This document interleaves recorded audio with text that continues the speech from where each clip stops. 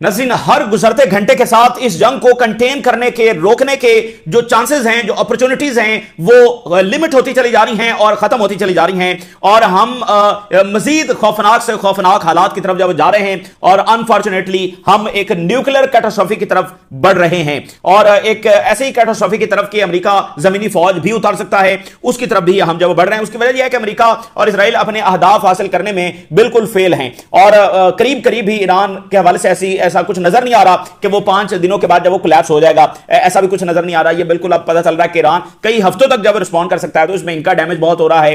तो यानी super power जो कि एक वाज़ेह शिकस्त खा रही है, तो वो ईगो में आकर मजीद कोई इससे भी ज्यादा बुरा फैसला जब वो कर सकती है, जैसे उसने 28 फरवरी को किया ईरान पर हमला लॉन्च करने का, इससे भी ज्यादा बुरा फैसला वो ये कर सकते हैं कि वो ग्राउंड ट्रूप्स जब वो ईरान में उतार दें, और इससे भी ज्यादा खौफनाक फैसला कि वो किसी न्यूक्लियर ऑप्शन की तरफ जब चले जाएं। इस वक्त जो एक्सपर्ट्स हैं आलमी सतह के ऊपर, वो हाईएस्ट रिस्क का इजहार कर रहे हैं कि न्यूक्लियर के हवाले से हाईएस्ट रिस्क जो वो मौजूद है।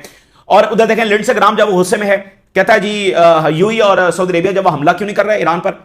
तो ये सब के लिए बड़ी नाजुक सूरत हाल है और इस जंग को रोकना पूरी इंसानियत के लिए, पूरे प्लेनेट की सेफ्टी और सिक्योरिटी के लिए इंतहाई नागुज़ीर हो चुका है। अब आप जरा देखिए कि आगे सूरत हाल कितनी खराब हो गई है। ईरान ने नए फेज का अनाउंस कर दिया है और वो फेज क्या है, इसमें अब ईरान ये अनाउंस कर रहा है कि हम economic centres, banks, technological centres Israel और अमेरिका के, उनको अक्रॉस द रीजन निशाना बनाएंगे। बैंक्स, इकोनॉमिक सेंटर्स, इसको ईरान निशाना बनाने की बात कर रहा है। क्यों? क्योंकि ईरान के अंदर बैंक्स को निशाना बना रहा है इजराइल और अमेरिका। अच्छा, वो बैंक्स को क्यों निशाना बना रहे हैं और इकोनॉमिक सेंटर्स को क्यों निशाना बना रहे हैं? वहां से कौन से मिसाइल लॉन्च हो रहे हैं? क्योंकि उनका बुनियादी मकसद तो पहले दिन से खाना जंगी करवाना है। इसमें अभी तक वो नाकाम हो चुके हैं। कुर्द फैक्टर से लेकर हर तरह का फैक्टर उन्होंने इस्तेमाल कर लिया, अभी तक वो नाकाम है। तो अब वो ज्यादा से ज्यादा वहां पर क्योस फैला देना चाहते हैं। मिसाल के तौर पे पुलिस स्टेशन पर वो हमले कर रहे हैं, वो डिसैलिनेशन प्लांट्स के ऊपर अटैक कर रहे हैं, वो बिजली की जो सप्लाई है, ग्रिड स्टेशन है, उसके ऊपर अटैक कर रहे हैं, और अब बैंकों के ऊपर अटैक कर रहे हैं ताकि एक मुकम्मल भगदड़ हो जाए, मुकम्मल क्योस हो जाए, लोग बैंकों की तरफ भागें और वहां पर जब वो पैसा निकलवाने की कोशिश करें। तो ये पूरी यानी कि प्लानिंग के तहत जो वो हो रहा है ईरान के अंदर, जब वो क्योस को हवा देने के लिए। तो ईरान ने कहा है कि हम भी फिर जवाब में ऐसा ही अटैक जब वो करेंगे, जैसे जैसे अमेरिका और इजराइल हमारे पर अटैक करेंगे वैसे वैसे जो है वो हम उसका जवाब हम देंगे। तो अब ये उन्होंने अनाउंस किया। अब मुझे बताइए कि इसके बाद सूरत हाल और कहां खतरनाक दर्जे के ऊपर खड़ी होगी, क्योंकि मिलिट्री इंस्टॉलेशन बेसिस का मामला बिल्कुल और है। बैंक्स तो बैंक्स हैं, उसमें तो फिर हर कोई काम कर रहा है, कौन कहां से जॉब करने के लिए वहां पर आया हुआ है। तो बैंक्स तो फिर बैंक्स हैं। और इस वक्त यानी अरब ममालिक के अंदर एक सूरत हाल यह है कि वो बहुत ज्यादा पैसा जो है वो निकलवाने नहीं दे रहे हैं। और सबसे पहले जो तारीख में पहली बार हुआ है, और ये अमेरिका की जो इकोनॉमिक डैमेज है और जो उसकी डिफीट है, ये उसकी सबसे बड़ी अलामत है। और ब्लैक रॉक के बारे में हम बात कर चुके हैं। ब्लैक रॉक जो है, ये समझ लें, जिसको आप अमेरिकी डीप स्टेट कहते हैं, ये वो ब्लैक रॉक है। ये 2-3 बड़ी कंपनीज हैं और सबसे बड़ी जो वो ब्लैक रॉक है। और आपको बताया इसकी मालियत कितनी है, $15 ट्रिलियन। एक अंदाजा यह भी है कि इनके पास $20 ट्रिलियन से ऊपर नीचे पैसे हैं, यानी ये पूरी दुनिया को कंट्रोल कर रहे हैं। जो जिस डीप स्टेट की आप बात करते हैं कि वो कंट्रोल कर रही है अमेरिका को और दुनिया को कंट्रोल कर रही है, और दुनिया के तमाम वाकयात, यूक्रेन जंग, फलानी जंग, दहाइयों से जो भी हो रहा है, तो ये कंपनीज है वो उसको कंट्रोल कर रही हैं। सो इनके पास कितने पैसे हैं? $20 ट्रिलियन से ज्यादा इनके पास पैसे हैं। तो जनाबे दी, पहली बार इन्होंने लिमिट लगा दी है कि आप ज्यादा पैसे नहीं निकाल सकते। ठीक है ना, ज्यादा पैसे आप नहीं निकाल सकते क्योंकि इनके पास बहुत सारे इन्वेस्टर्स हैं, उनका पैसा ये फिर आगे इन्वेस्ट करते हैं। तो ये एसेट मैनेजमेंट कंपनी है। तो पहली बार ब्लैक रॉक ने तारीख में कहा कि आप पैसे नहीं निकलवा सकते ज्यादा। तो इससे यानी एक बकायदा अंदाजा लगाया जा रहा है कि अमेरिकन इकोनॉमी जो वो किस हद तक डैमेज हो चुकी है, ये जंग कितना ज्यादा मुतासर कर रही है। ब्लैक रॉक तो फिर छोड़ देना कि तारीख में कभी उसको कोई मसला हुआ, क्योंकि ये सारे क्राइसिस तो पैदा ही मतलब उसके साथ लिंक है। सही है ना। आपको पता है ये यूक्रेन के अंदर जो मुआहदे हो रहे थे उसमें ब्लैक रॉक बैठी हुई थी, हालांकि वो तो स्टेट के दरमियान होना चाहिए, अमेरिका करे रशिया से या यूक्रेन से, उसमें ब्लैक रॉक बैठी हुई थी। तो अब यहां मिडिल ईस्ट के ममालिक के अंदर ये सूरत हाल है।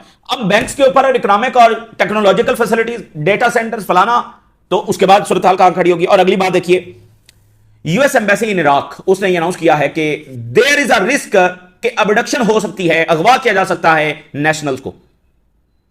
तो हमने आपको इस जंग के शुरू में बताया था कि इस जंग के बहुत सारे खतरनाक मरहले हैं, जिसमें से ये एक अगवा वाला मामला भी है। बड़ी मुश्किलों के साथ कई सालों की मेहनत के बाद ये मिडिल ईस्ट के अंदर ये सिलसिला रुकाया गया।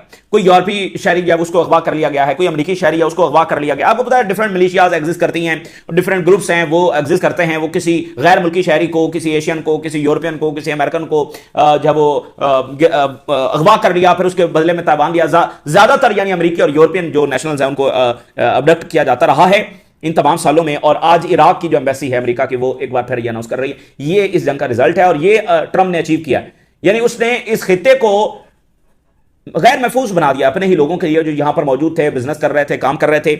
अब इराक की एम्बेसी ये अनाउंस कर रही है, इसके बाद क्या ये अचीवमेंट है। ये इजराइल के पीछे लगने की ये जो है ना कीमत चुकाना पड़ रही है। और एक और जो बड़ा खतरनाक मामला हुआ है कि रशिया ने पहली बार इवैक्यूएशन शुरू की है जो ईरान का बुशैर न्यूक्लियर प्लांट है, जहां पर इनके साइंटिस्ट मौजूद हैं। और 12 दिन की जंग के अंदर रशिया के साइंटिस्ट यहां पर मौजूद रहे हैं। और आज यानी अब हम 13वें दिन में दाखिल हो रहे हैं, तो भी इन 12 दिनों के अंदर रशिया वहां पर मौजूद रहा है।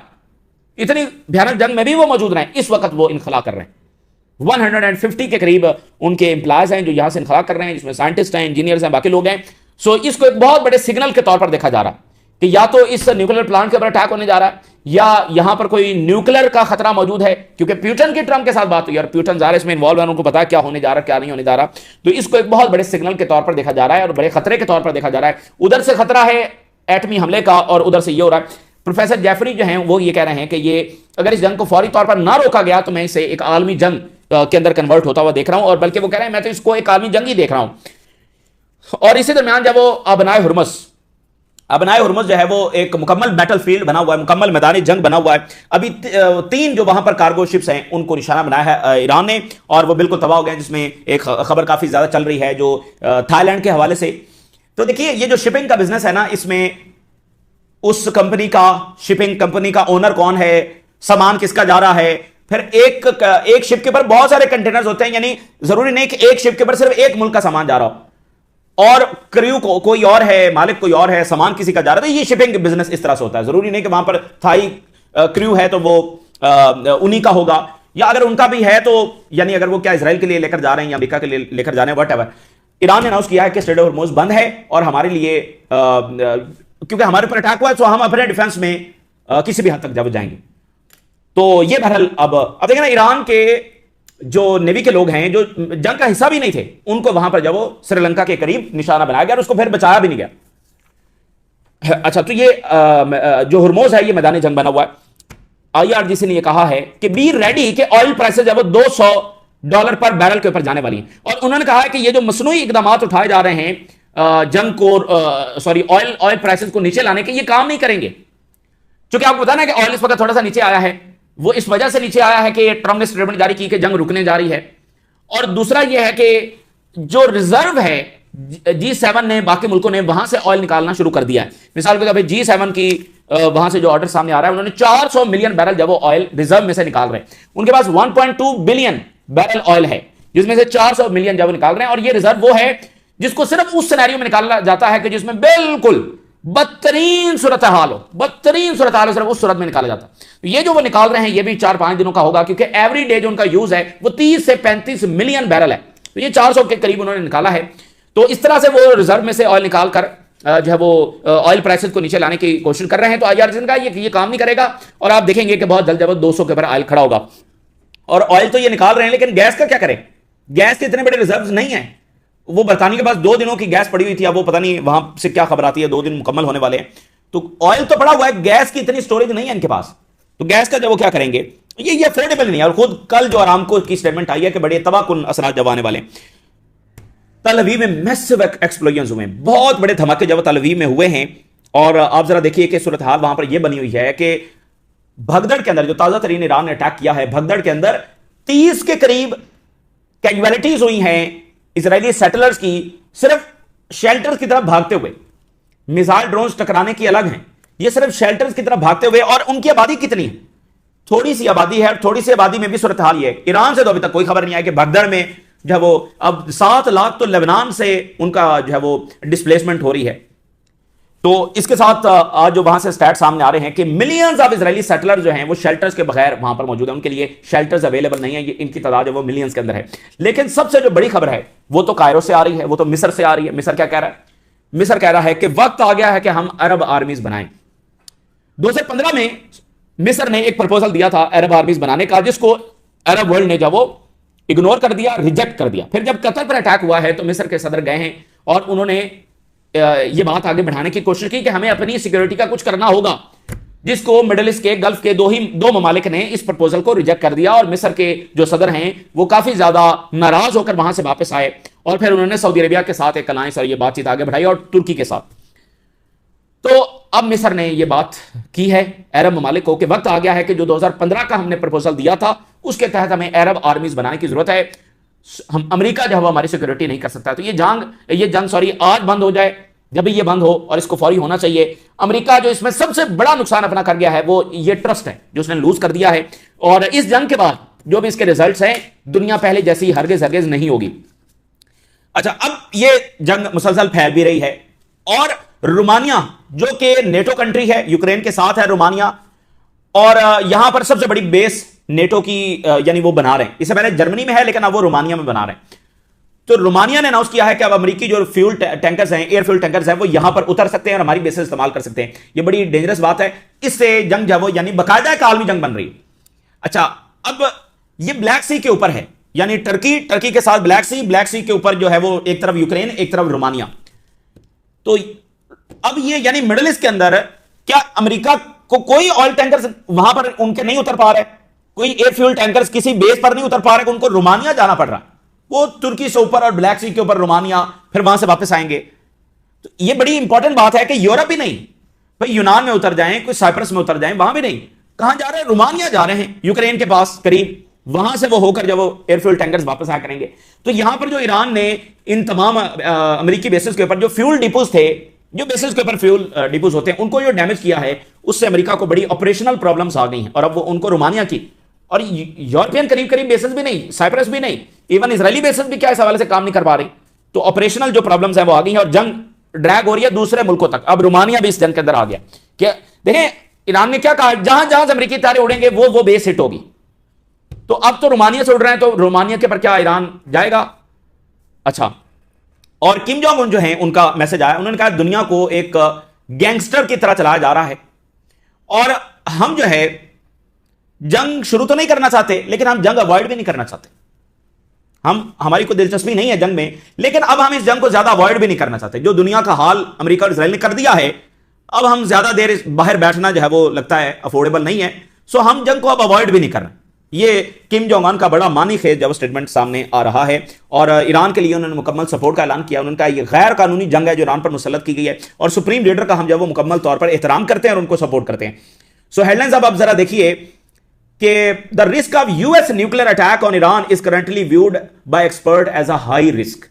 ये एटमी जो अटैक है, चूंकि देखें ये किस बुनियाद पर कहा जा रहा है, ये सिर्फ इस बुनियाद पर कहा जा रहा है कि एक तो इजराइल की ये डॉक्ट्राइन है कि जब भी वो उसको मेजर डिफीट होने लगेगी वो ये इस्तेमाल करेगा। और वर्ल्ड वॉर 2 के बाद पहली बार ऐसा हो रहा है कि अमेरिका को कोई डिफीट हो रही, अफगानिस्तान इन तमाम जंगों की डिफीट कोई और नौयत की है। इस तरह से जंग हुई हो और विद इन डेज उसकी डिफीट हो गई हो, और तो ये अमेरिका के साथ पहली बार हो रहा है। तो इसलिए ये दो खतरा। अच्छा, अमेरिका बरह रास्त इस्तेमाल नहीं करेगा, इजराइल ज़ाहिर है कि ये अटैक करेगा, लेकिन ज़ाहिर है ये भी दुनिया को बदल के रख देगा ये वाकया। और खतरा ये है, जो सबसे खतरनाक बात है वो ये है कि इस हमला करने से पहले वो कोई ना कोई बड़ी जस्टिफिकेशन तो घड़ेंगे ना। जो ट्रंप ने कहा था कि अगर मुझे कुछ हुआ तो ईरान को सफलती से मिटा देना, ये बात बहुत खतरनाक है।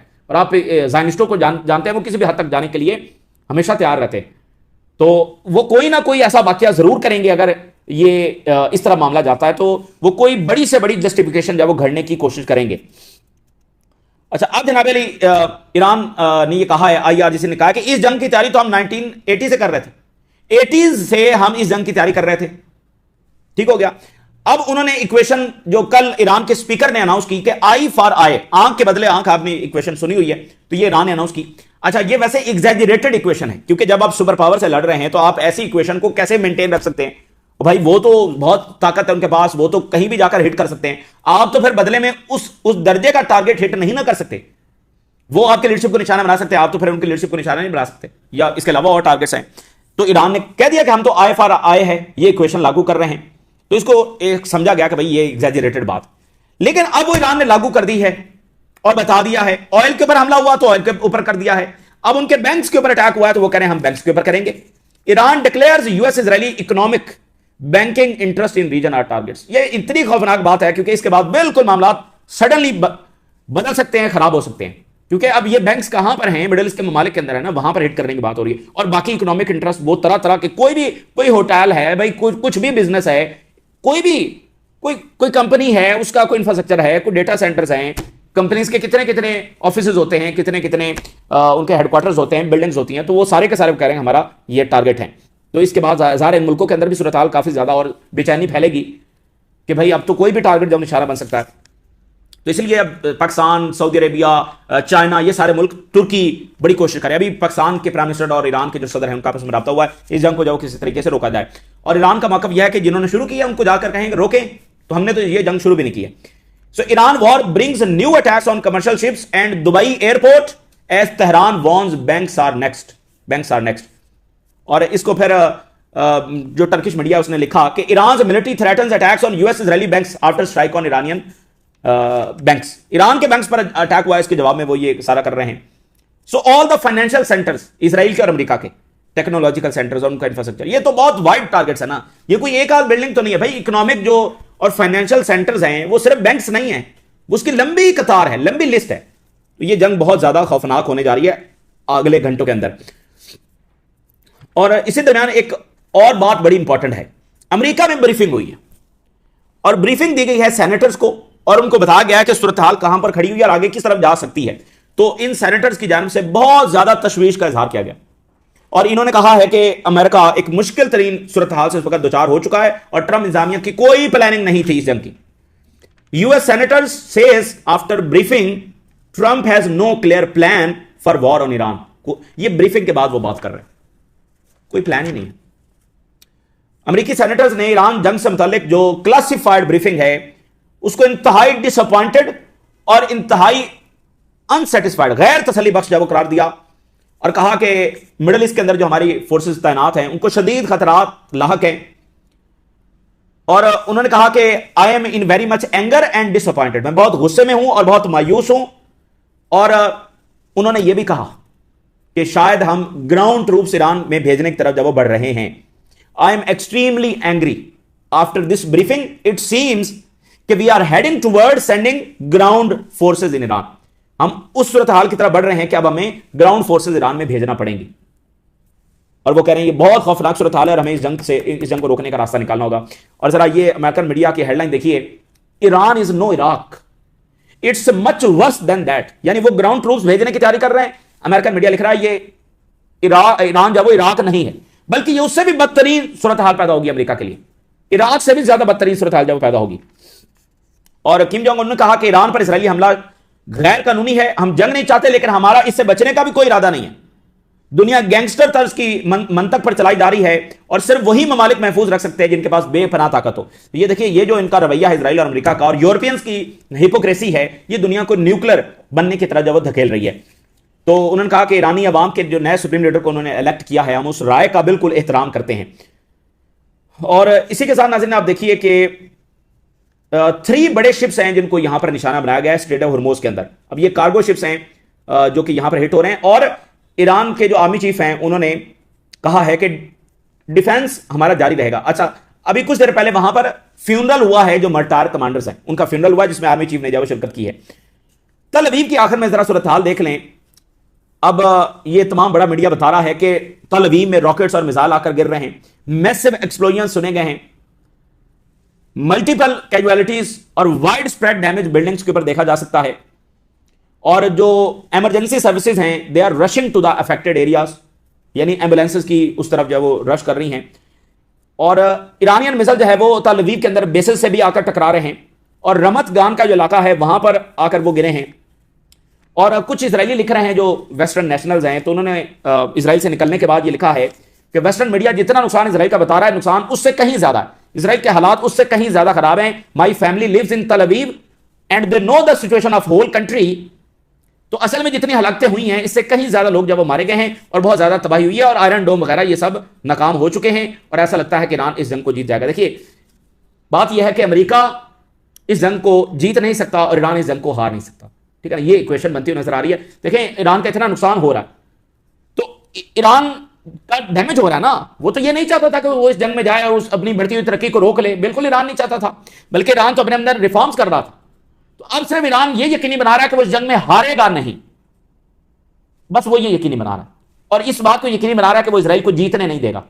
और इजराइल की जीत क्या है कि ईरान को टुकड़ों में तकसीम कर दिया जाए, ये इजराइल की जीत।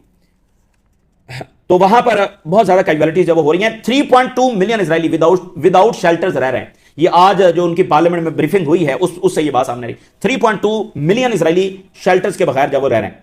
जर्मन चांसलर ने कहा है कि यूरोप में बड़ा कंसर्न बढ़ रहा है कि ये जो जंग है इसकी डेंजरस एस्केलेशन हो रही है और इसके जो असरात हैं ये यूरोप के ऊपर आने वाले हैं।